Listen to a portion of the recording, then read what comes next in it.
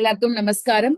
நம்ம லலிதா சகஸ்ரநாமம் கத்துக்க ஆரம்பிச்சு அப்படியே இன்னைக்கு அத முடிக்க போற ஸ்டேஜ்லயே வந்துட்டோம். சோ எல்லாமே அம்பாலோட அனுகிரகத்துலதான் இது தடைப்படாம நடந்து வந்திருக்கு அப்படின்னு சொல்லலாம். சோ இன்னைக்கு 171 ஸ்லோகால இருந்து 182 வரைக்கும் பாத்துடலாம்.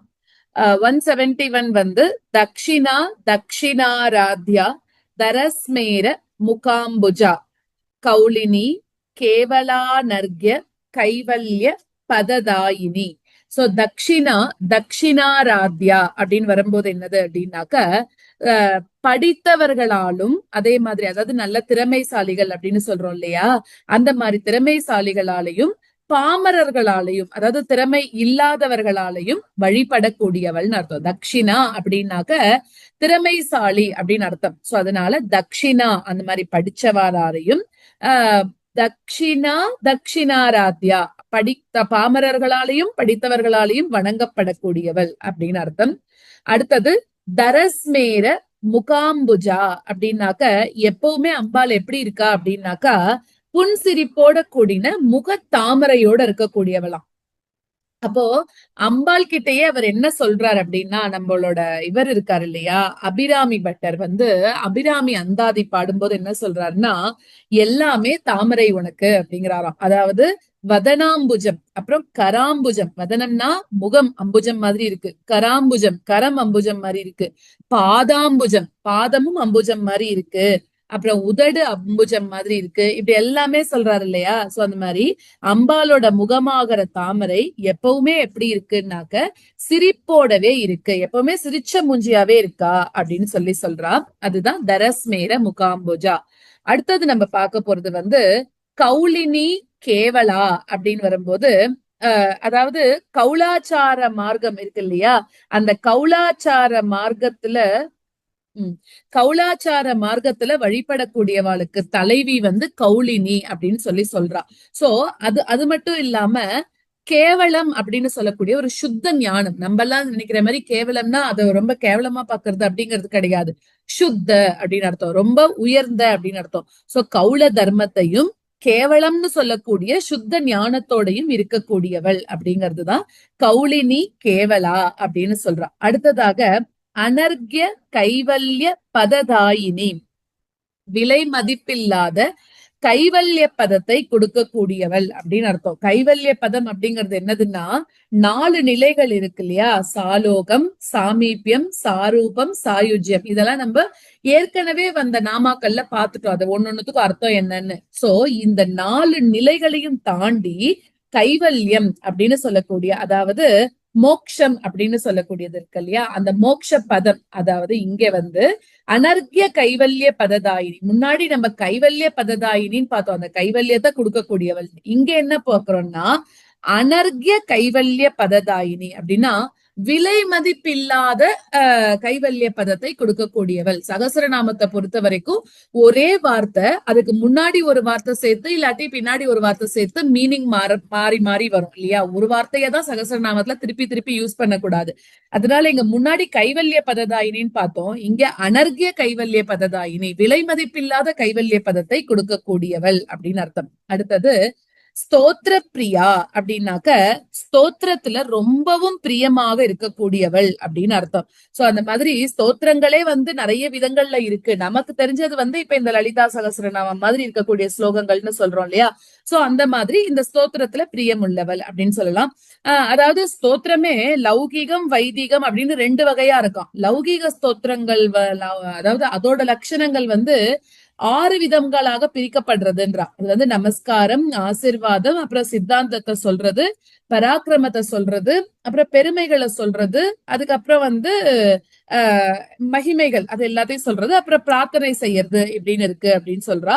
சோ இந்த மாதிரி இருக்கக்கூடிய ஸ்தோத்திரங்கள் அவளுக்கு ரொம்ப பிடிக்கும். அதனால அவளுக்கு பேரு ஸ்தோத்திர பிரியா அப்படின்னு சொல்றோம். இந்த இடத்துல அவளை துதிக்கிறதுனால பிரீத்தி அடையக்கூடியவள் எப்பவுமே.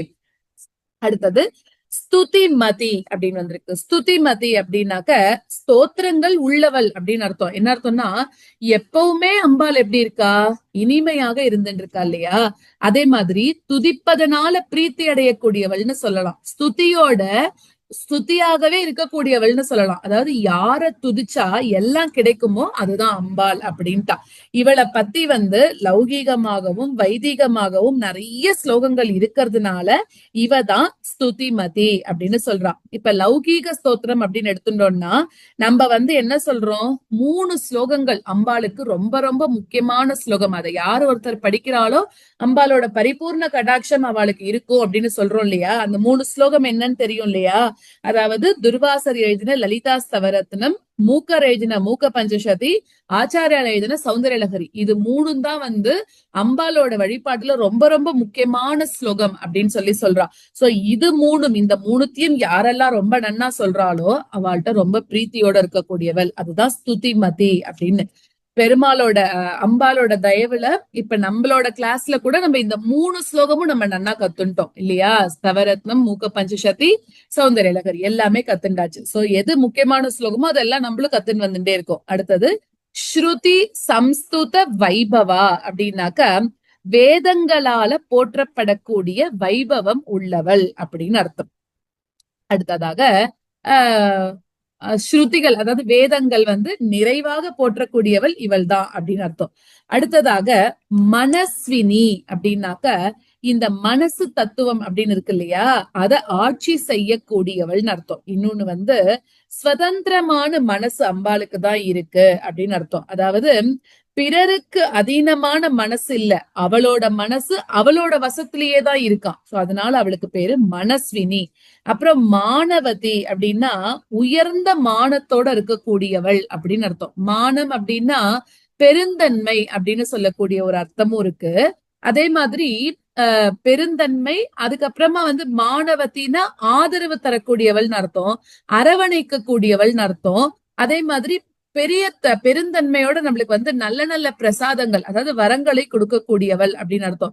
ஏதாவது நம்ம தெரியாம தப்பு பண்ணிட்டோம் அப்படின்னா கூட நம்மள மன்னிச்சு ஏத்துக்க கூடியவள். அதனால அவளுக்கு பேரு மானவதி, மனஸ்வினி எல்லாம் சொல்லலாம். சோ நம்மளோட மனசோட நிலையமாகவும் அத பெருந்தன்மையாகவும் இருக்கக்கூடியவள். அதுதான் மனஸ்வினா சுதந்திரமான மனசோட இருக்கக்கூடியவள். மானவதினா உயர்ந்த மனசோட இருக்கக்கூடியவள் அப்படின்னு அர்த்தம்.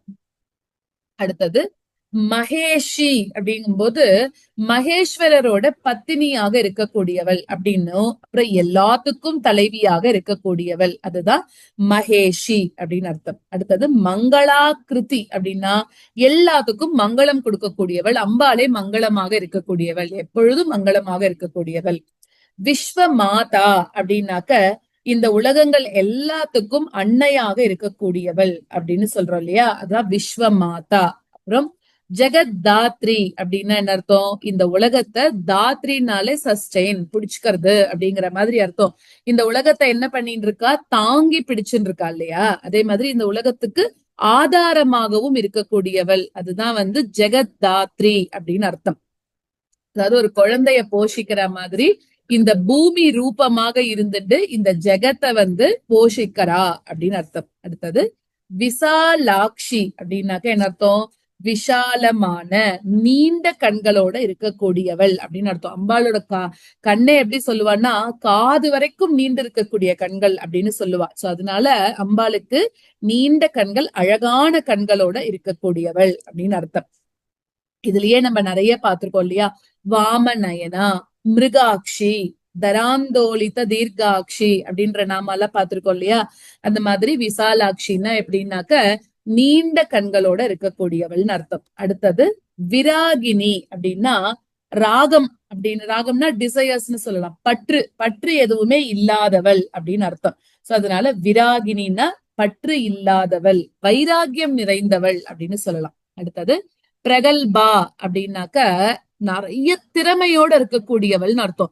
துணிவு, தைரியம், திறமை எல்லாமே யாருக்கு இருக்குன்னா அம்பாளுக்கு தான் இருக்கு அப்படின்னு சொல்றதுக்கு பிரகல்பா. நிறைய இந்த மாதிரி ரொம்ப தைரியமான பொண்ணு, தைரியமான ஸ்திரீ யாராவது இருந்தா அப்படின்னா அவளையே பிரகல்பா அப்படின்னு சொல்லுவாளாம். சோ அந்த மாதிரி நார்மலா இருக்கிறவளை சொல்லும் போதே சிருஷ்டி மாதிரி இருக்கக்கூடிய காரியங்கள்ல ரொம்ப திறமையும் துணிவோடையும் இருக்கக்கூடியவள் அம்பாள்னா அவளுக்கு அந்த பேர் கரெக்டான பேர் தானே, பிரகல்பா அப்படின்ற பேரு. நிறைய துணிவோடையும் திறமையோடையும் இருக்கக்கூடியவள்.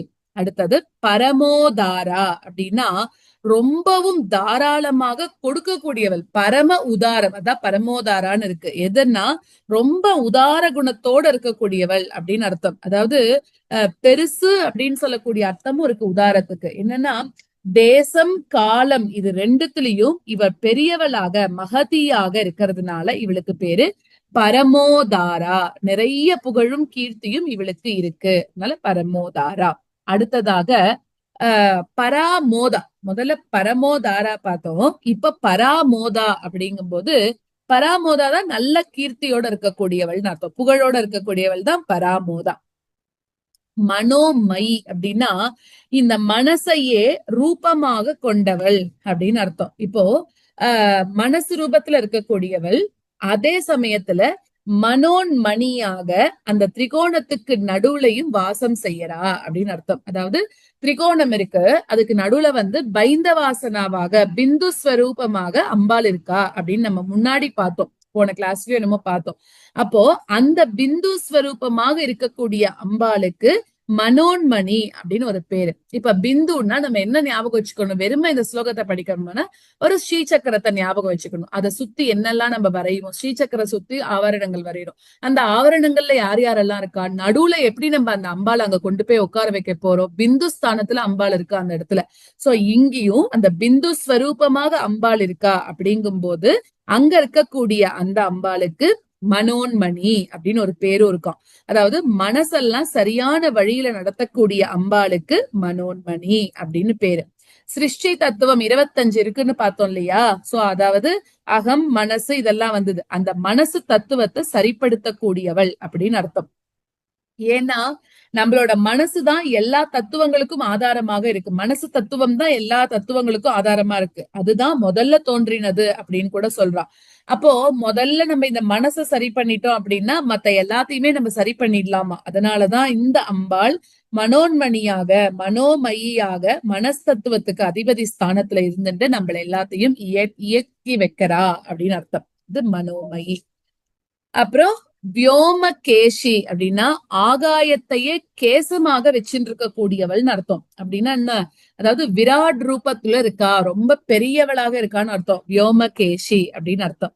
இன்னொன்னு வானத்துக்கு தலைவியாக இருக்கா, ஆகாசத்தையே கேசமாக கொண்டவள்னு சொல்லலாம். அடுத்தது விமானஸ்தா அப்படின்னா அந்த ஆகாய விமானத்துல இருக்கக்கூடிய தேவர்கள்ல இருந்து வேறுபடாதவள் அப்படின்னு அர்த்தம். ஆகாயத்துல விமானம் போல சஞ்சரிக்க கூடியவள் அப்படின்னு சொல்லலாம். ஏன்னா இவ சர்வ பிரபஞ்சமயி இல்லையா, அதனால மேகத்துல எப்பவுமே விமானத்துல எப்பவுமே இருந்துட்டு இருப்பா, விமானத்துலதான் இருக்கா, ஆகாயத்துலதான் இருந்துட்டு இருக்கா. அங்க இருக்கக்கூடிய தேவர்கள்ல இருந்து கொஞ்சம் கூட வேறுபடாதவள் அப்படின்னு சொல்லலாம். சோ இவளே தேவர்களாகவும் இருக்கிறதுனால விமானஸ்தா அப்படின்னு அர்த்தம். அடுத்ததாக விமானஸ்தா வஜ்ரினி. சோ வஜ்ரினி அப்படிங்கும் போது என்னன்னா வஜ்ராயுதத்தை வச்சுட்டு இருக்கக்கூடிய இந்திரனோட பதி இருக்கா இல்லையா, அவ சசி தேவி. சோ அந்த மாதிரி அப்படியும் வச்சுக்கலாம், வஜ்ராயுதத்தை வச்சுட்டு இருக்கக்கூடிய இந்திரனோட பத்னி சசி தேவி.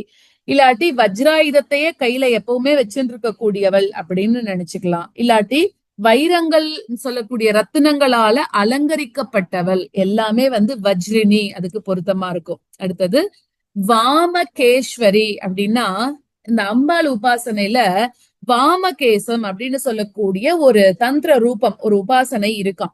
சோ அந்த உபாசனை விதியின் மூலமாக அடையப்படக்கூடியவள் தான் வாமகேஸ்வரி அப்படின்னு சொல்லலாம். வாம மார்க்கத்துக்கு தலைவி அப்படிங்கறதுனாலயும் வாமகேஸ்வரி, அதாவது பிரஜாபதிகளுக்கு வாமகேஷர்கள் அப்படின்னு ஒரு பேர் உண்டாம், அதனால பிரஜாபதிகளுக்கெல்லாம் தலைவியாக இருக்கக்கூடியவள். சோ இவளுக்கு பேரு வாமகேஸ்வரி அப்படின்னு சொல்றோம். அடுத்தது பஞ்ச யக்ஞ பிரியா அப்படின்னா என்னன்னா மனுஷா எல்லாருமே பிறந்தாச்சுன்னா 5 யாகங்கள் நம்ம பண்ணி ஆகணும்ன்றது ஒரு கணக்கம். அந்த பண்ணக்கூடிய யாகங்கள்னால அம்பாள் பிரீத்தி அடையக்கூடியவள். இதையும் நம்ம முன்னாடியே பார்த்தோம் இல்லையா, தேவ யஜ்ஞம், பித்ரு யஜ்ஞம், மனித யஜ்ஞம், பூத யஜ்ஞம், பிரம்ம யஜ்ஞம், இதெல்லாம் நம்ம கண்டிப்பா பண்ணணுமா. சோ இது 5யும் செய்யும் போது அந்த பஞ்ச யஜ்ஞங்களால பிரீத்தி அடையக்கூடியவள் லலிதாம்பிகை. சோ அதனால அவளுக்கு பேரு பஞ்ச யஜ்ஞ பிரியா அப்படின்னு பேரு. அடுத்ததாக பஞ்ச பிரேத மஞ்சாதி ஷாயினி, ரொம்ப முக்கியமான ஒரு நாமான்னு சொல்லலாம். அதுல 5 பிரேத, அதாவது சவங்களால ஆன ஆசனத்துல அமர்ந்திருக்கக்கூடியவள். ஏன் அப்படி சொல்றோம்? 5 தொழில்களுக்கும், அதாவது சிருஷ்டி, ஸ்திதி, சம்ஹாரம், திரோதானம், அனுக்கிரகம், இது எல்லாத்துக்குமே மேலானவள் அப்படிங்கறத அந்த தொழில் செய்யக்கூடியவாள கட்டில்களாகவும் பலகையாகவும் உருவகப்படுத்தி சொல்றா. பிரம்மா, விஷ்ணு, ருத்ரன், ஈஸ்வரன், இவ 4 பேரும் எப்படி இருக்கா? ஒரு கட்டிலுக்கு காலா இருக்கா. நிறைய நம்ம இந்த லலிதாம்பிகையோட போட்டோ பார்க்கும் போதெல்லாம் தெரிஞ்சிருக்கும். அந்த 4 கால் இருக்கும், அதுக்கு மேல ஒரு பலகை, அதுல சிவனோட அம்பாள் உட்கார்ந்துட்டு இருப்பாளோனோ. சோ அந்த மாதிரி பிரம்மா, விஷ்ணு, ருத்ரன், ஈஸ்வரன் இவ எப்படி இருக்கான்னா கட்டிலுக்கு காலா இருக்காளாம். சதாசிவன் எப்படி இருக்காருன்னா படுக்கையா, லைக் பலகையா இருக்காராம். சோ இந்த கட்டில்ல இவ உட்கார்ந்துட்டு இருக்கா அப்படின்றா. இந்த 5 பேருமே சவங்கள் அப்படின்னு சொல்றா. ஏன்னா அவளோட தொழில்களை தன்னோட சக்திகளா இருக்கக்கூடிய வாமா, ஜேஷ்டா இவாளாலதான் செய்யறாளாம். சோ சக்திகள் இல்லாட்டாக்க இவாளால ஒண்ணுமே செய்ய முடியாது. அதனால இவ என்னது, பிரேதங்களுக்கு சமம்தான். சோ அவளை காலா போட்டு அம்பாள் அந்த பலகையில உட்கார்ந்துட்டு இருக்கா அப்படின்னு சொல்றோம். சோ அதுதான் பஞ்ச பிரேத மஞ்சாதி ஷாயினி அப்படின்னு அர்த்தம். அந்த பஞ்ச பிரம்மமானது என்னதுன்னா சக்தி இல்லாம இருக்கும்போது அது பிரேதத்துக்கு கணக்கு தானா. சோ அதனால அது மேல உட்கார்ந்துட்டு இருக்கக்கூடியவள், அதுக்கு உயிர்ப்பும் திருப்பி தரக்கூடியவள் அம்பாள் தான். அடுத்தது பஞ்சமி அப்படின்னாக்கா ஆஹ் அதாவது 5 நம்ம எதெல்லாம் சொல்லலாமோ அது எல்லாத்துக்கும் தலைவியா இருக்கலாம். எப்படி நம்ம முன்னாடி திரைன்னு பார்த்தோம், 3 எதெல்லாம் சொல்றோமோ அதுக்கெல்லாம் தலைவி அப்படின்னு பார்த்தோம் இல்லையா? அந்த மாதிரி பஞ்சமிங்கிறது 5 இருக்கிறது எல்லாத்தையும் சொல்றது. பஞ்ச பிராணன்ல ஆரம்பிச்சு பஞ்ச இந்திரியங்கள், அதுல காமேந்திரியங்கள் 5, கர்மேந்திரியங்கள் 5, ஞானேந்திரியங்கள் 5, பஞ்சபூதங்கள் 5 அப்படின்னு 5 இருக்கக்கூடிய எல்லாத்துக்கும் லலிதாம்பிகை தலைவியாக இருக்கா அப்படின்னு அர்த்தம். சோ அதுதான் இன்னொன்னு, வாராகி தேவிக்கு பஞ்சமி அப்படின்னு ஒரு பேரும் உண்டாம். சோ வாராகி ரூபமாக இருக்கிறதுனால கூட இவளுக்கு பேரு பஞ்சமி அப்படின்னு சொல்றா. பிராமி மாதிரி இருக்கக்கூடிய மாத்ரு தேவதைகள்ல 5வதாக வர்றது வாராகி. அதே மாதிரி பஞ்சரத்ன தேவதைகள்ல கடைசியாக வர்றது வாராகி அப்படின்னு சொல்றா. பஞ்சகோஷ தேவதைகள்ல கடைசி வாராகி. இந்த ரீதியாக கூட வாராகிய பஞ்சமின்னு சொல்லலாம். தவிர பஞ்சமி அப்படிங்கிறது வாராகியோட இயற்பெயர்கள்லயே ஒண்ணு அப்படின்னு சொல்றா. சோ அதனால பஞ்சமின்றதுக்கே நிறைய விஷயங்கள் இருக்கு. ஒரே ஒரு விஷயம் நம்ம ஞாபகம் வச்சுக்கணும், இதை பார்த்தா இதுதான் ஞாபகம் வரணும் அப்படின்னா பஞ்சமின்னா சதாசிவரோட பத்தினி அப்படிங்கிற மாதிரியும் ஞாபகம் வச்சுக்கலாம். அடுத்தது பஞ்சபூதேஷி அப்படின்னா நம்ம இப்ப பார்த்தோம் இல்லையா, பூமி மாதிரி இருக்கக்கூடிய 5 பூதங்களுக்கு ஈஸ்வரியாக இருக்கக்கூடியவள் அப்படின்னு அர்த்தம். சோ இல்ல 5 ஆனவள் இல்ல 5 விதமாக உண்டானவள் அப்படிங்கறதுனாலயும் இத சொல்லலாம் அப்படின்னு சொல்றா. எப்படி மகாவிஷ்ணுவோட அந்த வைஜெயந்தி மாலை பஞ்சபூதமாக இருக்கோ அது மாதிரி அதுக்கு ஈஸ்வரி, அதாவது விஷ்ணு ரூபிணியாகவும் இருக்கா அப்படின்னு நம்ம சொல்லலாம். சோ அதுதான் பஞ்சபூதேஷி, பஞ்சபூதங்களுக்கு ஈஸ்வரியாக இருக்கக்கூடியவள்னு அர்த்தம். அடுத்தது பஞ்ச சங்கியோபசாரிணி அப்படின்னா 5 விதமான உபச்சாரங்களால வழிபடக்கூடியவள் அப்படின்னு அர்த்தம். என்னென்ன அந்த 5 விதமான, நம்ம டெய்லி ஆத்துல பண்றோம் இல்லையா, தூபம், தீபம், கந்தம், புஷ்பம், ஆத்மம் அப்படின்னு சொல்லக்கூடிய 5 உபச்சாரம் நம்ம பண்ணும் போது அவ நிறைய சந்தோஷப்பட்டுக்கிறா. கந்த புஷ்ப தூப தீப நைவேத்தியம், இதுதான் அந்த 5 உபச்சாரங்கள். இதனால இதெல்லாம் அர்ப்பிக்கிறதுனால பஞ்சபூதங்களையும் அர்ப்பிக்கிறதாக பாவனை. அப்படி நம்ம அவளுக்கு கொடுக்கும்போது பஞ்சபூதங்களோட பீஜாட்சரங்களையும் சேர்த்து சொல்றது சம்பிரதாயமா இருக்கு. பட் அதனால இங்க பஞ்ச சங்கியோபசாரிணி அப்படின்னு வரும்போது 5 விதமான உபச்சாரத்தினால சந்தோஷப்படக்கூடியவள், அதுதான் பஞ்ச சங்கியோபசாரிணி அப்படின்றது. அடுத்தது சாஸ்வதி அப்படின்னா நம்மளுக்கு அந்த பேர்லயே தெரியறது இல்லையா, எப்பவுமே சாஸ்வதமாக இருக்கக்கூடியவள். அப்புறம் சாஸ்வத ஐஸ்வர்யா, சாஸ்வத ஐஸ்வர்யா அப்படின்னா எப்பவுமே நம்மளுக்கு எப்படிப்பட்ட ஐஸ்வர்யம் கொடுக்கறா, இன்னைக்கு கொடுத்துட்டு அதை நாளைக்கு எடுத்துக்கிறது கிடையாது, நிலையான செல்வத்தை நம்மளுக்கு கொடுக்கறா. சாஸ்வதம் அப்படின்றத நிலையான, எப்பவுமே நம்மளுக்கு நித்தியமான சௌக்கியத்தை கொடுத்துட்டு இருக்கா. அதனால அவளுக்கு பேரு சாஸ்வதைஸ்வர்யா. ஷர்மதா அப்படின்னா நித்தியமான சுகம். ஷர்மன நித்தியமான சுகம்னு அர்த்தம். அதுக்கப்புறம் துக்கம்ன்றதே வரவே வராது. அப்படிப்பட்ட சுகத்தை நம்மளுக்கு கொடுக்கக்கூடியவள், அதுதான் ஷர்மதா அப்படின்னு அர்த்தம். அடுத்தது சம்பு மோகினி அப்படின்னாக்க பரமசிவன். சம்புனா சிவன் இல்லையா, சோ அந்த பரமசிவனையே மோகமடைய செய்யக்கூடியவள் அப்படின்னு அர்த்தம். பக்தர்களுக்கெல்லாம் க்ஷேமத்தை கொடுக்கிறார், அதனால அவருக்கு பேரு சம்புன்னு பேராம். சங்கரன், இந்த மாதிரி நிறைய பேர் இருக்குல்ல, ஒரு சிவனுக்கு இருக்கக்கூடிய ஒரு பேரு சம்பு. அவருக்கு மனைவி, அதாவது அவரையே மோகிக்க பண்றதுனால இவளுக்கு பேரு சம்பு மோகினி அப்படின்னு அர்த்தம். அவர் இந்திரியங்களை கட்டுப்படுத்தினவரா இருந்தா கூட அவரையுமே மோகிக்க பண்ணுவாளாம், அதனால அவளுக்கு பேரு சம்பு மோகினி. தரா தரசுதா அப்படின்னா, தரான்னா பூமி, அந்த பூமி ரூபமாகவே இருக்கக்கூடியவள்னு அர்த்தம் தரா அப்படின்னாக்க.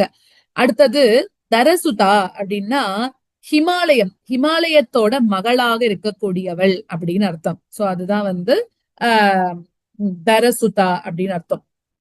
ஹிமவான் பெற்றெடுத்த பிள்ளை அப்படின்னு சொல்றோம் இல்லையா, ஹிமவானோட புதல்வி அம்பாள், அதனால அவளுக்கு பேரு தரசுதா அப்படின்னு பேரு.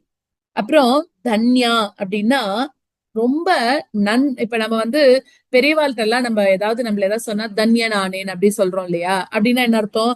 நன்றி, உங்களுக்கு நான் நன்றி சொல்றேன் அப்படின்ற மாதிரி நன்றியோட இருக்கக்கூடியவள், அதான் அம்பாள் தன்யா. எதுக்கு நன்றியோட இருக்கா? நம்மள மாதிரி இருக்கக்கூடிய பக்தர்களோட உபாசனைகளுக்கு நன்றி தெரிவிக்கக்கூடிய விதமாக நம்ம என்னெல்லாம் கேட்கிறோமோ அதெல்லாம் வாரி வாரி வழங்கக்கூடியவளா இருக்காளாம், அதனால அவளுக்கு பேரு தன்யா, தனஸ்வரூபமாக இருக்கக்கூடியவள்னு அர்த்தம். தனத்தை கொடுக்கக்கூடியவள், தனத்தோடு இருக்கக்கூடியவள் அப்படின்னு சொல்லலாம். அடுத்ததாக தர்மினி அப்படின்னா தர்மத்தோட இருக்கக்கூடியவள், இல்லாட்டி ஆனந்த அனுபவம், நித்தியத்துவம், இந்த மாதிரி இருக்கக்கூடிய தர்மத்தோட இருக்கக்கூடியவள், அது தர்மினி. அந்த தர்மத்துக்கெல்லாம் தலைவியாகவும் யார் இருக்கான்னா அம்பாள் தான் இருக்காளாம். அடுத்தது தர்ம வர்த்தினி அப்படின்னா இந்த தர்மத்தை விருத்தி செய்யக்கூடியவள்.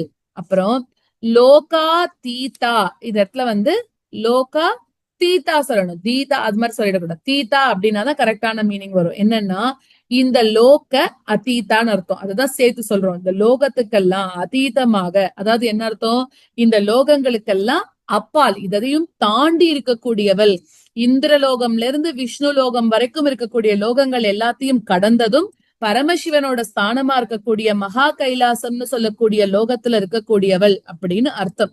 சோ அதனால லோகங்களுக்கு எல்லாம் அப்பால் இருக்கக்கூடியவள் அப்படின்னு அர்த்தம், இந்த அண்டத்தையும் தாண்டி கடந்து இருக்கக்கூடியவள். அப்புறம் குணா தீதா, அதே மாதிரி குணங்களுக்கு அப்பாற்பட்டவள். ரஜஸ் தமஸ் சத்வம்னு 3 குணங்கள் சொல்றோமே, அந்த 3 குணங்களையும் கடந்தவள்னு அர்த்தம். இந்த சர்வத்தையும் தாண்டி சர்வா தீதாவாக இருக்கக்கூடியவள். இப்படி ஒன்னொன்னா பார்த்துட்டா கூட எல்லாத்துக்கும் அப்பாற்பட்டவளாக இருக்கக்கூடியவள் அப்படின்னு அர்த்தம். அடுத்தது ஷமாத்மிகா அப்படின்னா சாந்த ஸ்வரூபிணியாக இருக்கக்கூடியவள், சாந்தமான அந்த ஆத்ம அனுபவத்தை தரக்கூடியவள், அதுதான் ஷமாத்மிகா அப்படின்னு பேர். அப்புறமா பந்தூக குசும பிரக்யா அப்படின்னா பந்து ஜீவம் அப்படின்னு ஒரு பூ இருக்குமா, அந்த பூவை போல நல்ல காந்தியோட பிரகாசத்தை உடையவள் அப்படின்னு அர்த்தம். பந்தூக அப்படிங்கிறது வங்காள தேசத்துல ஒரு பெரிய மரம், ஒரு ஃபேமஸான மரமா. அது வேங்கை ஜாதியை சேர்ந்த மரம்னு சொல்றா. அது எந்த கலர்ல இருக்கும்னா மஞ்சள் கலந்த சிவப்பு நிறத்தோட இருக்கக்கூடிய புஷ்பங்களை பூக்குமா. இந்த பூ போல நல்ல பிரகாசத்தோட இருக்கக்கூடியவள், அதுதான் பந்தூக குசும பிரக்யா. ஏற்கனவே நம்ம ஒரு இது பார்த்தோம், பாட்டலி மலர்னு பார்த்தோம் இல்லையா, அதாவது அந்த பாட்டுனாலதான் அது நிறைய பூக்கும், அதனாலே அந்த ஊருக்கு பேரு பாட்னான் வந்ததுன்னு சொல்லி பார்த்தோமே. அந்த மாதிரி இங்க வங்காளத்துல இருக்கக்கூடிய ஒரு மரத்துக்கு பேரு பந்தூக ஜீவம்னு பேராம். சோ அத போல காந்தியோட இருக்கக்கூடியவள்னு அர்த்தம். அடுத்தது லீலா வினோதினி, பாலா லீலா வினோதினி. பாலான்னா பாலா திரிபுர சுந்தரியாக, குமாரியாக எப்பவுமே இருக்கக்கூடியவள் அப்படின்னு அர்த்தம். என்ன பண்ணா பாலாம்பிகை எப்பவுமே எப்படி இருக்கா, நம்ம பாலா போட்டோ பார்க்கும்போது ஒரு 9 வயசோட தானே பாக்குறோம். அப்போ அந்த அம்பாளை போலவே ரூபத்தோட அம்பாளுக்கு ரொம்ப பிரியத்தோட இருக்கா அப்படின்னு அர்த்தம். அந்த பண்ட புத்திரர்களை வதம் செஞ்ச அந்த அவதான் பாலா அப்படின்னு சொல்றோம். இளமையான, அதாவது கன்னியாகுமரியாக தோற்றம் அளிக்கக்கூடியவள் லலிதாம்பிகை இல்லையா, அங்க அப்படித்தான் இருக்கா, அதனால அவளுக்கு பேரு பாலா அப்படின்னு பேரு. அதே மாதிரி லீலா வினோதினா எல்லா விதமான திருவிளையாடல்களையும் ரொம்ப விளையாட்டாக செய்யக்கூடியவள், வினோதமாக செய்யக்கூடியவள்னு அர்த்தம். அதுதான் லீலா வினோதினி. அதாவது இங்க இங்க நம்ம சொல்லக்கூடிய லீலை என்னன்னா இந்த பிரபஞ்ச சம்பந்தமானது. அதெல்லாமே அவ ஒரு லீலையா பண்றாளாம். சிருஷ்டி பண்றது, காக்கிறது, அழிக்கிறது, இது எல்லாத்தையும் எப்படி பண்றா? லீலையாகவே பண்றா அப்படின்னு அர்த்தம். கண்ணை மூடி கண்ணை திறக்கும் போது அப்படின்னு சொல்றோம் இல்லையா? அந்த மாதிரி கண்ணை மூடினா உலகத்தை அழிக்கிறது, கண்ணை திறந்தா திருப்பி சிருஷ்டி அப்படிங்கிற மாதிரி அதை ஒரு விளையாட்டாவே பண்ணிட்டு இருக்காளாம். அடுத்ததாக சுமங்கலி அப்படின்னாக்க சுமங்கலியாக மங்களத்தை தரக்கூடியவள். அது மட்டும் இல்லாம சுவாசினிகளால ஆராதிக்கப்படக்கூடியவள், அதுதான் சுமங்கலி அப்படின்னு அர்த்தம். அடுத்ததாக ஆஹ் சுககரி. சுககரி அப்படின்னு வரும்போது நிறைய கரி அப்படின்னாலே பண்றதுன்னு அர்த்தம் இல்லையா? கரி அதெல்லாம் சொல்லும் போது அப்ப சுககரின்னா என்ன அர்த்தம்? சுகத்தை பண்ணுபவள் அப்படின்னு அர்த்தம். நம்ம எல்லாருக்கும் சுகத்தை கொடுக்கக்கூடியவள், சுகத்தை தரக்கூடியவள்னு அர்த்தம். அடுத்தது சுவேஷாட்யா. சுவேஷாட்யான்னா என்ன அர்த்தம்னா அழகான வேஷம் போட்டு இருக்கக்கூடியவள் அப்படின்னு அர்த்தம். என்ன அழகான வேஷம்னா என்ன அர்த்தம்? நல்ல மங்களமான அந்த ஆடை ஆபரணங்களால் அலங்கரிக்கப்பட்டவள். இவ சுமங்கலியா இருக்கிறதுனால எப்பவுமே எப்படி போட்டு இருக்கா? அழகான ஆடை ஆபரணங்களை போட்டுட்டே இருக்காளாம். சோ அதனால இங்க வேஷம் அப்படின்னா அம்பாளோட அப்பியரன்ஸ், அததான் சொல்றா. சோ சுவேஷாட்யா. அப்புறம் சுவாசினி அப்படிங்கும் போது சுமங்கலி ரூபமாக இருக்கக்கூடியவள்னு அர்த்தம். அது மட்டும் இல்லாம பதியோட கூடி வாழக்கூடியவள். அதாவது சுவாசம் அப்படின்னாக்க என்னன்னா மங்களமாக வாழ்பவர்கள் அவதான் நல்ல ஆடைகளை போட்டுக்க முடியும் அப்படின்னு சொல்றான். அதனாலதான் நம்ம இப்ப அந்த அம்பாள் பூஜைக்கு எல்லாம் போகும்போது அது கரெக்டான வேர்டு என்னன்னா சுவாசினி பூஜை தான் சொல்லணும். நிறைய பேர் சுகாசினி பூஜை சொல்லிடுறான். சுகாசினி கிடையாது, அது சுவாசினி அப்படிதான் சொல்லணும். சோ சுவாசினிகளால, அதாவது சுமங்கலி பெண்களோட வடிவிலையும் அவளே இருந்துட்டு இருக்கா. இதனாலதான் நம்ம வீட்டுல நல்ல நல்ல காரியம் எல்லாம் பண்றதுக்கு முன்னாடி சுமங்கலி பூஜைன்னு சொல்லி ஒண்ணு பண்றோம் இல்லையா? அந்த பெண்கள் எல்லாரையும் மரியாதையா நடத்துறதுக்கும் இந்த நடத்துறதுக்காகவே இந்த திருநாமம் அப்படிங்கிற மாதிரியே சொல்லலாம். சுவாசினி அப்படின்னா சுமங்கலி ரூபமாக இருக்கக்கூடியவள். அடுத்தது சுவாசின் அர்ச்சன பிரீதா. சுவாசினி அர்ச்சன பிரீதா அப்படின்னா என்னன்னா சுவாசினிகளால அர்ச்சிக்கப்படக்கூடியவள், அதனால அவ பிரீத்தி அடையக்கூடியவள் அப்படின்னு அர்த்தம்.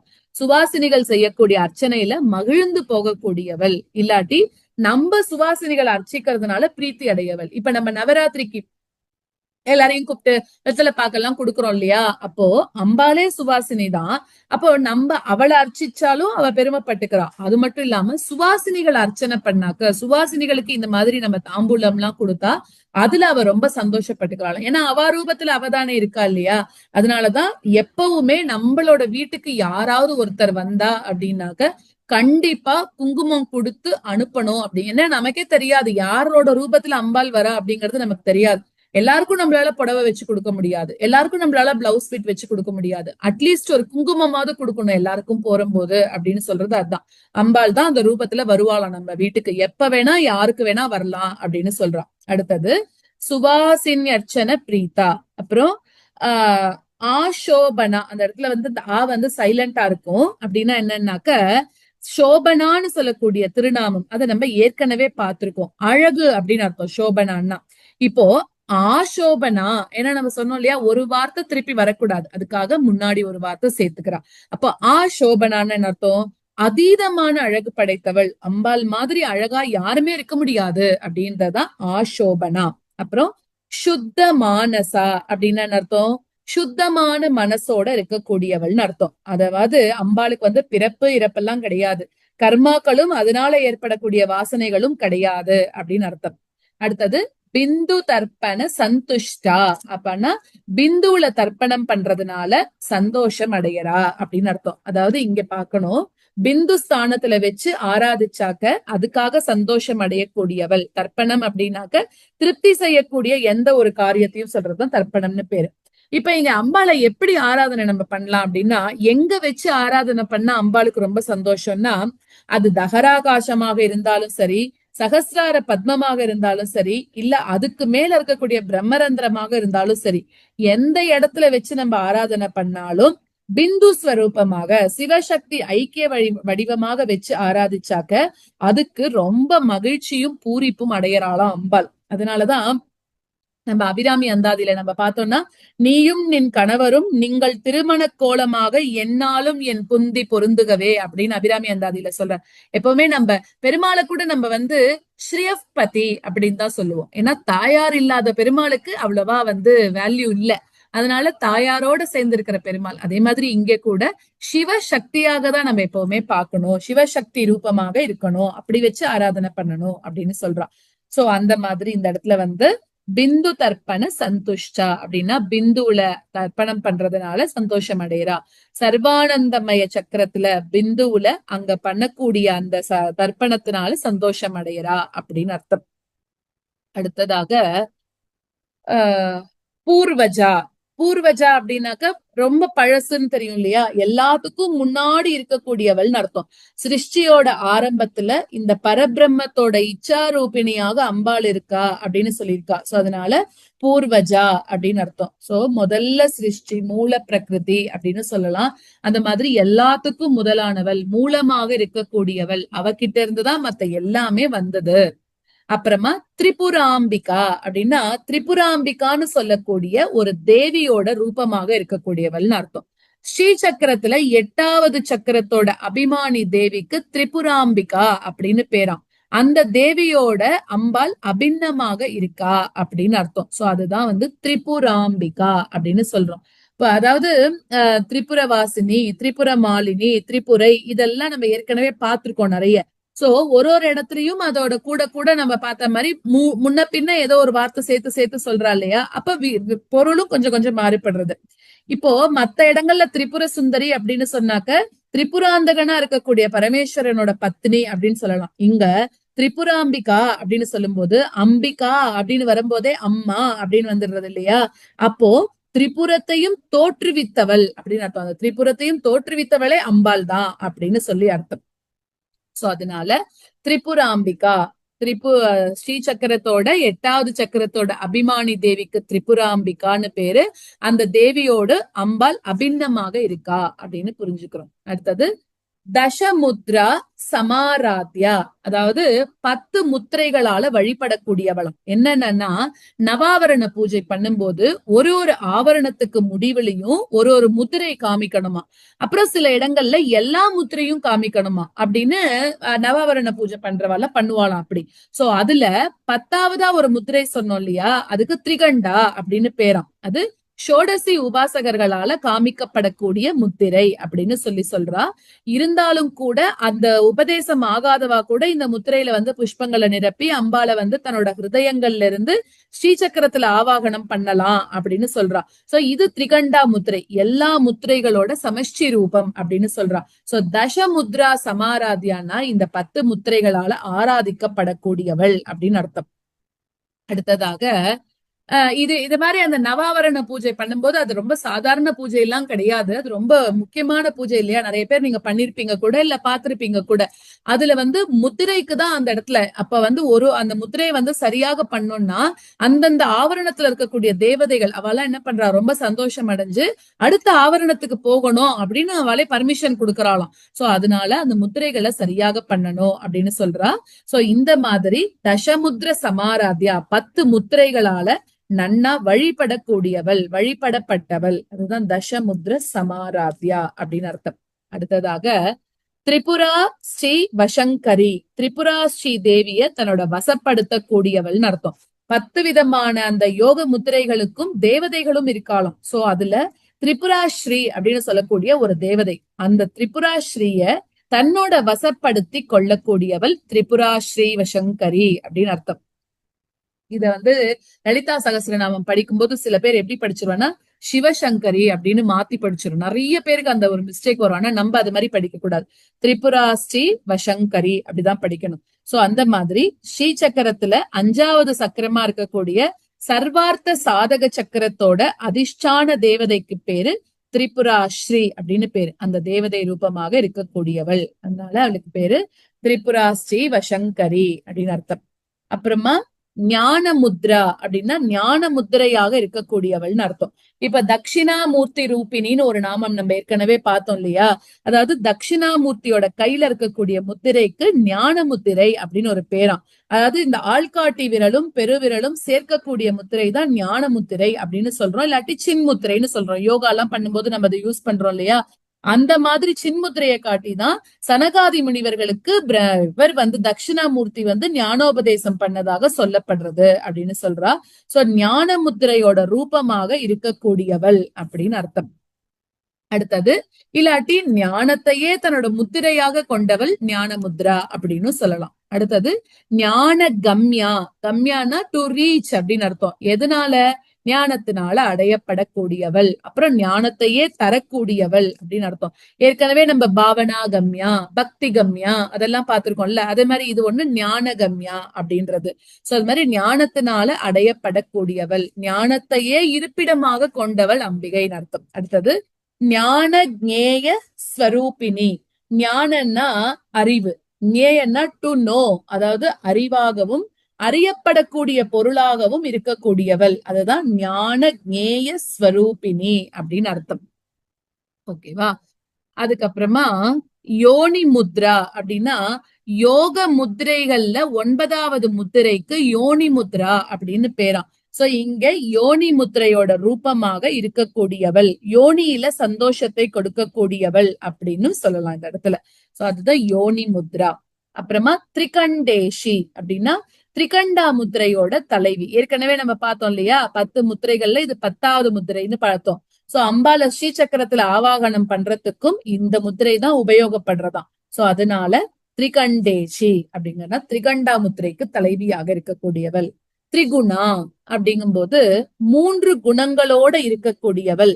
சத்வம் ரஜஸ் தமஸ்ன்னு சொல்லக்கூடிய 3 குணங்களுக்கும் உற்பத்தி ஸ்தானமா இருக்கக்கூடிய மூல பிரகிருதி அம்பாள் தான். அதனால அவளுக்கு பேரு திரிகுணா அப்படின்னு அர்த்தம். இந்த 3 குணங்களோட எல்லா சரீரங்கள்லயும் அம்பாள் தான் இருந்துட்டு இருக்கா. அதனால அவளுக்கு பேரு திரிகுணா அப்படின்னு பேரு. அப்புறமா அம்பா அப்படின்னா தாயார்னு அர்த்தம். அதாவது மேல சொன்ன 3 குணங்களுக்கும் எப்படி இருக்கான்னா திரிகுணாம்பா அப்படிங்கறத பிரிச்சிருக்கோம் நம்ம. அது இந்த 3 இவகிட்ட இருந்து தான் வருது அப்படிங்கறதுனால அதுக்கெல்லாம் ஒரு தாயாக இருக்கா. அப்புறம் திரிகோணகா அப்படின்னா முக்கோண வடிவமா இருக்கக்கூடிய யோனி சக்கரத்துல இருக்கக்கூடியவள். ஸ்ரீ சக்கரத்தோட மத்தியில இருக்கக்கூடிய அந்த யோனி சக்கரம் இருக்கே அததான் திரிகோணம் அப்படின்னு சொல்றோம். அங்கதான் அதுதான் அம்பாலோட ரூபமா இருக்கு. பிந்து சிவஸ்வரூபம் அப்படின்னு சொல்றா.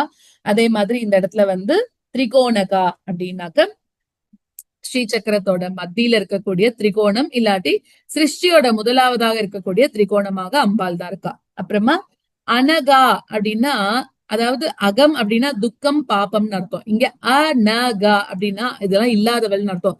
பாவம் எதுவுமே அவளுக்கு எதுவுமே இல்லாதவள் அப்படின்ற மாதிரி அர்த்தம். பாவம் துக்கம் எல்லாம் அம்பாளுக்கு கிடையாது அப்படின்றது அர்த்தம். அடுத்ததாக அனகா அற்புத சாரித்ரா அப்படின்னா அம்பாள் என்ன பல பல அற்புதமான சரித்திரங்கள் எல்லாம் படைச்சவள் இல்லையா? அவளோட சரித்திரங்களை நம்ம சொல்லணும்னு ஆரம்பிச்சாலே அதுக்கு நம்மளுக்கு நாழியே போறாது. அந்த அளவுக்கு அற்புத சாரித்ரா. பண்டாசுர வதம் என்ன, மன்மதனுக்கு அனுகிரகம் பண்ணது என்ன, இந்த மாதிரி பல லீலைகள் பண்ணிருக்கா இல்லையா? சோ அதனால அற்புத சாரித்ரா, பல வகையான அற்புத சாரித்திரங்களை படைத்தவள். வாஞ்சிதார்த்த பிரதாயினி அப்படின்னா இப்ப நம்ம போய் ஏதோ ஒண்ணு கேக்குறோம் அம்பாள்கிட்ட அப்படின்னாக்க என்ன அர்த்தம்னா கேட்டோம் அப்படின்னா கேட்டதை விட அதிகமாகவே கொடுத்துடுவாளாம் அம்பாள். நம்மளுக்கு கொஞ்சமாக கேட்டா கூட ஐயோ என்னமோ கேட்க வந்தா போல இருக்கே, நம்ம பாட்டுக்கு நம்ம இது கொடுத்துட்டோமே, இன்னும் நிறைய கொடுத்துருக்கணுமோ என்னமோ அப்படின்னு யோசிச்சுட்டு அதுக்கு மேல கொடுப்பாளாம். ஒருவேளை இந்த குழந்தைக்கு கேட்கவே தெரியல நம்மள்ட்ட அப்படின்னு நம்ம கேட்கறதுக்கும் ஜாஸ்தியாக கொடுக்கக்கூடியவள் லலிதாம்பிகை அப்படின்னு சொல்றா. சோ அதனால இவளுக்கு பேரு வாஞ்சிதார்த்த பிரதாயினி. நம்ம எல்லாம் என்ன கேக்குறோமோ அதெல்லாம் அடிக்கடி நிறைய கொடுத்துடுவா. அடுத்தது அம்பாலை எப்படி வழிபடலாம்? அபியாசாதி ஷயஜாதா அப்படின்னா அடிக்கடி அபியாசிக்கிறதுனால அறியப்படக்கூடியவள். எப்பெல்லாம் நம்ம அம்பாலை நினைச்சுக்கலாம்னா தூங்குற வரைக்கும் மரணம் வரைக்கும் வேதாந்த சிந்தனை இருக்கணும் அப்படின்னு சொல்றபடிக்கு எப்ப பார்த்தாலும் நம்மளோட மனசுல அம்பாலோட நினைவு தான் இருந்துட்டே இருக்கணும் அப்படின்னு சொல்றான். நிறைய பயிற்சி பண்ணணும். அந்த பயிற்சி மூலமாக தான் அவளை வழிபடலாம் அப்படின்னு சொல்றான். அம்பாளை பத்தின உபாசனை எல்லாமே ரகசிய பூர்வமானது அப்படிங்கிறது உண்மை. அந்த மாதிரி கௌலாச்சார மந்திரங்களையும் சமயாச்சார மந்திரங்களையும் பகிரங்கமாக நம்மளால சொல்ல முடியாது. அதனாலதான் சௌந்தரிய லகரி கூட நிறைய பேர் படிக்க மாட்டான். அதுல நிறைய மந்திர சக்தி தந்திர சக்தி இருக்குன்னு. ஆனாலும் சில பேர் படிக்கலாம்னு சொன்னதுனால நம்ம படிச்சுட்டு இருக்கோம் இல்லையா? அந்த மாதிரி எதெல்லாம் நம்ம மேலோட தெரிஞ்சுக்க முடியுமோ அது வரைக்கும் தெரிஞ்சுட்டு நம்ம படிக்கலாம், ஸ்தோத்திர ரூபமா படிக்கலாம் அப்படின்னு சொல்லியிருக்கா. சோ அந்த மாதிரி ரகசிய பூர்வமாக இருக்கக்கூடிய சில திருநாமங்கள் இந்த லலிதா சகஸ்ரநாமத்திலயும் உண்டு. ரொம்ப ரொம்ப ரகசிய பூர்வமான நாமங்கள் இதுல இருக்கு. சில திருநாமங்களை மேலோட்டமாக பார்க்கும்போது சில பொருள் கொடுக்கும், லைட்ட பொருளா கொடுக்கும். ஆனா அத உள்ளுக்குள்ள டீப்பா போய் பார்த்தோம்னா அது வேற மாதிரி பொருள் கொடுக்கும். சோ அதனால அந்த மாதிரியான மீனிங்ஸ நம்ம பொதுல பேச முடியாது அப்படின்றதுனால நம்ம லலிதாம்பிகையை நம்மளுக்கு முடிஞ்ச அளவுக்கு நம்ம கூப்பிட்டு நம்ம லலிதா சகஸ்ரநாமத்தை படிக்கலாம் அப்படின்னு சொல்றான். அதனால இந்த மாதிரி அப்பப்ப படிக்கணும். அதுதான் அபியாசாதி ஷயக்ஞாதா, நிறைய நம்ம பயிற்சி பண்ணணும் அப்படின்றா. அடுத்தது ஷடத்வாதீத ரூபிணி, ஷட் அத்வாதீத ரூபிணி அப்படின்னு இதுல பார்த்தோம்னா சாரி 6 விதமான வழிகளையும் கடந்த ரூபமுடையவள் அர்த்தம். தேவி உபாசனையில எடுத்துட்டோம்னாக்கா 6 அத்வாக்கள், அதாவது வழிகள் மார்க்கங்கள் இருக்குன்னு சொல்றா. அது என்னென்ன அப்படின்னா வர்ண பத மந்திர கலா தத்துவ புவனம் அப்படின்னு இருக்கான். ஆலிருந்து க்ஷா வரைக்கும் இருக்கக்கூடிய எழுத்துக்கள் அதெல்லாம் வர்ணாத்வா அப்படின்னு சொல்றான். எழுத்துக்களோட சேர்க்கை இருக்கு இல்லையா, பதங்கள், அது பதாத்வா அப்படின்னு சொல்றான். மந்திரங்களை மந்த்ராத்வா அப்படின்றோம். கலைகளை கலாத்வா அப்படின்னு சொல்றோம். தத்துவங்களை தத்வாத்வா அப்படின்னு சொல்றோம். புவனங்களை புவனாத்வா அப்படின்னு சொல்றோம். சோ இந்த மாதிரி இந்த 6 விதமான வழிகளையும் கடந்த ரூபத்தோட இருக்கக்கூடியவள். அதனால அவளுக்கு பேரு ஷடத்வாதீத ரூபிணி அப்படின்னு அர்த்தம். அப்புறம் அவ்வியாஜ கருணாமூர்த்தி அப்படின்னா என்ன அர்த்தம்? பாரபட்சம் இல்லாம யாருக்கு வேணாலும், அதாவது உனக்குதான் கொடுப்பேன் எனக்கு தான் கொடுப்பேன்றதெல்லாம் கிடையாது, பாரபட்சம் இல்லாம கருணை காட்டக்கூடியவள். இவாதான் எனக்கு வேண்டப்பட்டவா, இவா எனக்கு பெரிய அளவுல ஹோமம் பண்ணா அதனால இவளுக்கு தான் நான் கொடுப்பேன் அப்படி எல்லாம் கிடையாது. மனசுல இருந்து பாவனையில பண்ணறதுதான் அம்பாளுக்கு ரொம்ப பிடிக்குமா. அதனால எப்படி பண்ணாலும் யாருக்கானாலும் கொடுக்க கூடியவள். அதுதான் அவளுக்கு பேரு அவ்வியாஜம். அதாவது சூடு கபடு இல்லாத பக்ஷபாதம் எதுவும் இல்லாம நம்ம எல்லாத்துக்கும் வாரி வழங்கக்கூடியவள். அதுதான் அவ்வியாஜ கருணாமூர்த்தி. அஜ்ஞான துவாந்த தீபிகா அப்படின்னாக்க அஜ்ஞானம் அப்படின்னு சொல்லக்கூடிய அந்த இருட்டு அதை போக்கக்கூடிய விளக்காக இருக்கா அம்பா. அதாவது நம்ம சொன்னோமே அம்பாள் பரம கருணாரூபிணியாக இருக்கான்னு சொன்னோம் இல்லையா, அந்த மாதிரி அப்படி இருக்கிறதுனால என்ன பண்றான்னா நமக்கு இருக்கக்கூடிய அஜ்ஞானம் அப்படின்னு சொல்லக்கூடிய இருட்டு அதை எல்லாத்தையும் அகற்றிட்டு அவளுக்கு க்ஷேமத்தை கொடுக்கக்கூடியவள்னு அர்த்தம். அடுத்தது ஆபால கோப விதிதா அப்படின்னாக்க சிறுவர்களாலையும் இடையர்களாலையும் கூட அறியப்படுபவள். அதாவது அறிவு முதிர்ச்சி இல்லாத சிறுவர்களும் ஆடு மாடுகளையே பாதுகாக்கக்கூடிய தொழில்ல முழு கவனத்தையும் செலுத்துறதுனால பிரம்ம சிந்தனை செய்ய முடியாம இருக்கக்கூடிய அவளால கூட இவளை நன்னா தெரிஞ்சுக்க முடியும் அப்படின்னு சொல்றா. சோ ஆபால கோப விதிதா அப்படின்னு அர்த்தம். அடுத்தது சர்வானுல்லங்கிய சாசனா அப்படின்னா எல்லா விதமான சாசனங்களையும் உல்லாசமாக ஏற்படுத்தக்கூடியவள், ரொம்ப விளையாட்டாகவே எல்லாத்தையும் தீர்மானிக்க கூடியவள்னு அர்த்தம். மீறப்பட முடியாத கட்டளைகள், சாசனம் அப்படின்னா யாராலையும் மீற முடியாத கட்டளைகளை உடையவள்னு அர்த்தம். இவ பண்டிதர்களாலையும் பாமரர்களாலையும் அறியக்கூடியவள். ஆனா இவளோட உத்தரவுகளை யாராலையும் அலட்சியம் செய்ய முடியாது. இந்த உலகமே நடக்கிறது யாராலன்னா அம்பாளோட ஆக்ஞையினாலதான் அப்படின்னு சொல்றான். சோ அவ ஒரு உத்தரவுன்னு ஒண்ணு போட்டா அப்படின்னா அதை யாராலையும் மீற முடியாது. ஸ்ரீ சக்கர ராஜ நிலையா, அந்த ஸ்ரீ சக்கரத்தை தன்னோட இருப்பிடமாக கொண்டவள்னு அர்த்தம். அடுத்தது இந்த பிந்து திரிகோணம் இதுகளோட உருவமா இருக்கக்கூடிய ஸ்ரீ சக்கரத்தை தன்னோட வாசஸ்தானமாகவே கொண்டவள் அப்படின்னு அர்த்தம்.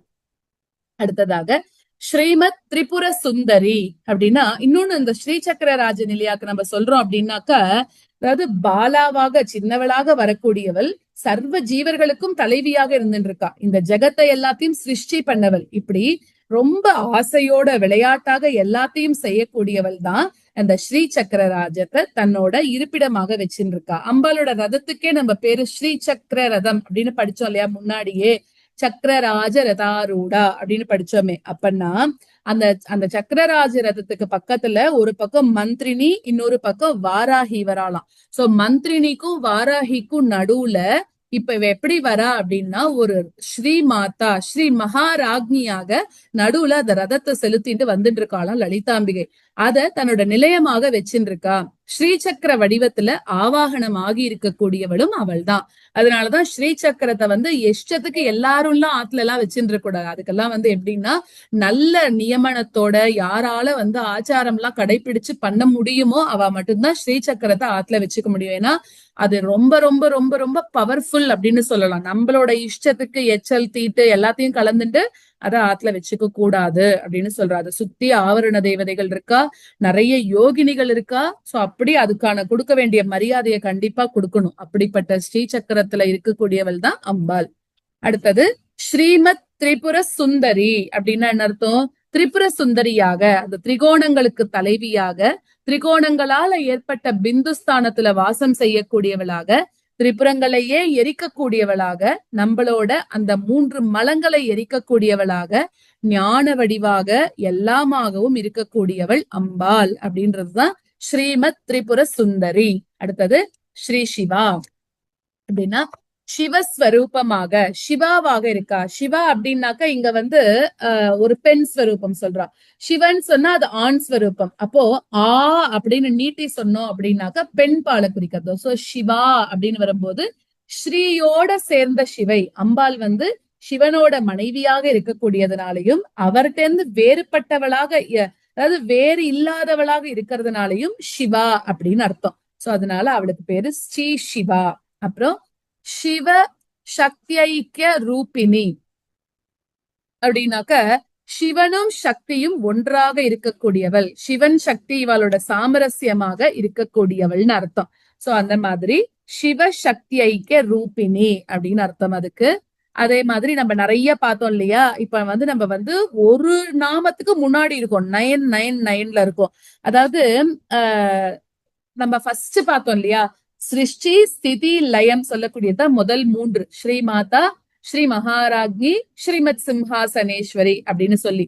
அதாவது ஸ்ரீ மாதான்றது சிருஷ்டியோட ஆரம்ப நிலையாக, அதாவது தாயாக அம்பிகை தான் இருக்கா அப்படின்னு சொல்றது படைத்தல் தொழில பண்றவ. ஸ்ரீ மகாராஜ்னி அப்படிங்கிறது 2வது. அவ என்ன பண்றா, காப்பாற்றக்கூடிய ராஜ்யதாயினியாக அம்பாள் இருக்கான்னு சொல்றது. ஸ்திதி அதை உணர்த்துறதா இருக்கு. ஸ்ரீமத் சிம்ஹாசனேஸ்வரி இது 3வதாக வரக்கூடிய திருநாமம். மகாராஜ்னி அப்படின்னு சொல்லக்கூடிய அந்த திருநாமத்தோட மகாராஜ்னின்னு சொல்லக்கூடிய அந்த திருநாமத்தோட இதை நம்ம சேர்த்து பார்த்தோம்னா சிம்மாசனத்துல உட்கார்ந்து இருக்கக்கூடியவள் அப்படின்னு அர்த்தம். சோ 4வதுல இருந்து ஆரம்பிச்சு 999 வரைக்கும் திரோபாவத்தையும் அனுகிரகத்தையும் சொல்லக்கூடிய திருநாமங்களாக வந்தது. சோ அந்த மாதிரி இப்ப நம்ம ஃபுல்லா சிவசக்தி ஐக்கிய ரூபிணி அப்படின்ற வரைக்கும் நம்ம பார்த்து முடிச்சிருக்கோம். ஸ்ரீ சிவா சிவசக்தி ஐக்கிய ரூபிணி ஏவம் ஸ்ரீ லலிதாம்பிகா அப்படின்னு பாக்குறோம். சோ லலிதாம்பிகா அப்படின்னா லலிதா அப்படின்னு சொல்லக்கூடிய ஒரு பேரே என்னன்னா அழகான தாய் அப்படின்னு அர்த்தம். சோ இதோட இந்த லலிதாம்பிகைன்னு சொல்றதோட இந்த சகசிரநாமமானது முடியறது. எப்படி நம்ம ஸ்ரீ மாதா அப்படின்னு ஆரம்பிச்சோமோ அதே மாதிரி இந்த இடத்துல நம்ம முடிக்கும் போது லலிதா அப்படின்ற பேரோட முடிக்கிறோம். சோ வேற எந்த சகசிரநாமம் நம்ம எடுத்துட்டா கூட 1000ன்னு இருக்காது, 1000க்கு மேற்பட்ட நாமாக்கள் தான் இருக்கும். ஆனா இந்த லலிதா சகசிரநாமத்துல மட்டும் சரியாக எப்படி இருக்குன்னா 1000 நாமாக்கள் தான் இருக்கு அப்படின்னு சொல்றா. அதே மாதிரி இப்ப பரமேஸ்வரன் தன்னை பத்தி பாடணும் அப்படின்னு ஆசைப்பட்ட பக்தனுக்கு ஒரு அடி எடுத்து கொடுத்தாராம். அதே மாதிரி இங்க அம்பாள் தன்னை பத்தி ஸ்தோத்திரம் பண்ணும்படி வசினி தேவதைகளுக்கு உத்தரவிட்டா அப்படிங்கறத நம்ம பார்த்தோம் இல்லையா. சோ இப்ப அதையே திருப்பி நம்ம முடிச்சுட்டோங்கிறதுனால திருப்பி நம்ம அதையே நினைவுபடுத்திக்கலாம். வாக்தேவிகள் ஆனதுனாலையும் அம்பாலோட அனுகிரகத்தினால ரொம்ப அவளுக்கு வாக் வன்மை அவளுக்கு நிறைய இருக்கு அப்படிங்கறதுனாலையும் அம்பாலால வாக்வன்மைய மத்தவாளுக்கு கொடுக்கணும் அப்படின்னு அம்பாலே சொன்னதுனாலையும் அம்பாலோட சக்கரத்தோட ரகசியங்களை தெரிஞ்சவா அப்படிங்கறதுனாலையும் அம்பாலோட மந்திரமயமான நாமங்கள்ல ஈடுபாடு உள்ளவா அப்படிங்கறதுனாலையும் வஷினி மாதிரி இருக்கக்கூடிய தேவிகளை பக்தர்களுக்கு நல்லது பண்ணுன்னு சொல்லக்கூடிய விருப்பத்தோட அம்பாளே உத்தரவிட்டிருக்கா இந்த லலிதா சகஸ்ரநாமம் எழுத சொல்லி. இந்த லட்சணங்கள் இந்த ஸ்தோத்திரத்துல இருக்கணும்னு சூஷகமாக சொல்லியிருக்கலாம். சோ அதாவது இந்த சகஸ்ரநாமத்துல அம்பாலோட சக்கரத்தோட ரகசியங்களையும் மந்திரங்களையும் நீங்க உள்ளடக்கணும். ஸ்ரத்தையோட யார் படிக்கிறாளோ அவளுக்கு இது ரொம்ப ஈஸியா புரிஞ்சுக்கிற மாதிரி இருக்கணும். யார் இந்த லலிதா சகஸ்ரநாமத்தை படிக்கிறாளோ அவளுக்கு வாக் வன்மை ஏற்படணும் அப்படின்னு சொல்றா. மேலும் இந்த ஸ்தோத்திரமானது அங்கிதமாக இருக்கணும் அப்படிங்கிறா. அதாவது அம்பாலோட பெயர்கள் எண்ணிக்கை இல்லாதவைகளா இருந்தா கூட அதுல முக்கியமானது லலிதா அப்படிங்கிற பேர். அதனால இத கடைசி நாமமாக வஷினி தேவதைகள் வச்சிருக்கா அப்படின்னு அர்த்தம். அப்புறம் இவ பிரம்மஸ்வரூபிணி அப்படிங்கறதுனாலயும் பக்தர்கள்லாம் இவளை போய் ஒரு அம்மா மாதிரி போய் கூப்பிடுற மாதிரியும் சுலபமாக இந்த லலிதா தேவிய நம்ம எல்லாரும் அணுக முடியும். அதனாலதான் முதலையே ஸ்ரீ மாதா அப்படின்னு கூப்பிட்டுட்டு முடிவிலையும் லலிதாம்பிகே அம்பிகான்னு சொல்லி அம்மா அப்படிங்கிற மாதிரியே இத முடிச்சு வைக்கிறா. சோ அவ்வளோ ஒரு ரொம்ப அருமையான லலிதா சகஸ்ரநாமத்தை நம்ம எல்லாருமே இதுல படிச்சிருக்கோம்.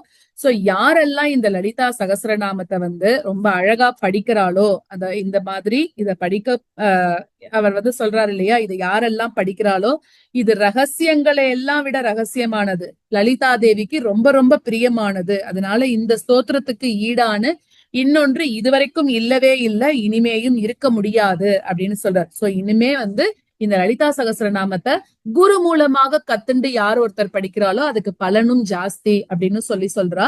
என்னென்னலாம் லலிதா சகஸ்ரநாமம் படிச்சா நல்லது நடக்கும்னா, எல்லா ரோகங்களையும் போக்கடிக்கும், எல்லா சம்பத்துகளையும் கொடுக்கும், எல்லா விதமான அகால மரண ஹேதுக்களையும் போக்கும், காலத்துல ஏற்படக்கூடிய மிருத்துவையும் நீக்கும் அப்படின்னு சொல்றான். முதல்ல நோய் இல்லாத வாழ்வுக்கு வேணும், அதனால எல்லா வியாதிகளையும் போக்கக்கூடியது அப்படின்னு சொல்றா. அதே மாதிரி துர்மந்திரம், அதாவது இந்த பில்லி சூன்யம் இந்த மாதிரி இருக்கக்கூடிய விஷயங்கள்ல இருந்து லலிதா சகஸ்ரநாமம் படிக்கிறதுனால விடுபட முடியும் அப்படின்னு சொல்றா.